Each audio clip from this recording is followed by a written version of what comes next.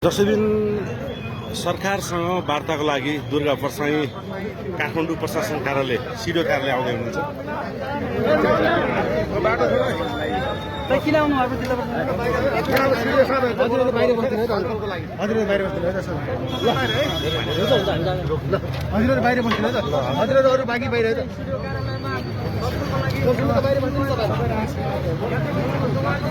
दुर्गा परसाईजी काठमाडौँ, भक्तपुर, ललितपुरको सिडिओसँग सरकारको तर्फबाट वार्ता टोली गठन भएको छ भने दुर्गा परसाई आन्दोलनकारीको तर्फबाट अब के को लागि बोलाउनु भएको त्यहाँ पुगेपछि त्यो थाहा हुन्छ होइन।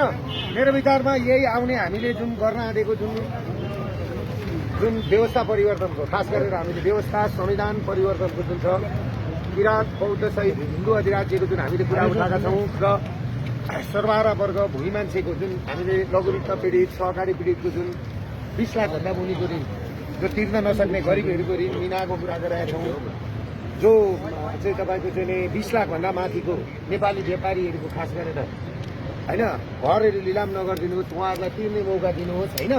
घर भनेको सपना हो, मान्छेको घर लिलाम गरेर चाहिँ सडकमा पुर्याउनु हुँदैन, सरकार त्यस्तो हुँदैन भनेर यी यावत विषयमा हामीले आन्दोलनको तयारी गर्दैछौँ। त्यसैको लागि तपाईँहरूले आन्दोलन कस्तो गर्नु हुँदैछ, के गर्नु हुँदैछ त्यही होला। अब जस्तो तपाईँले फिर्ता लिने सम्भावना प्रबल छ भन्ने खालको समाचारहरू आइरहेको हुँदैन, यो व्यवस्था परिवर्तन नभइकन फिर्ता हुँदैन। यो दुर्गा परसाई हो कि यो दुर्गा परसाई हो, व्यवस्था परिवर्तन नभइकन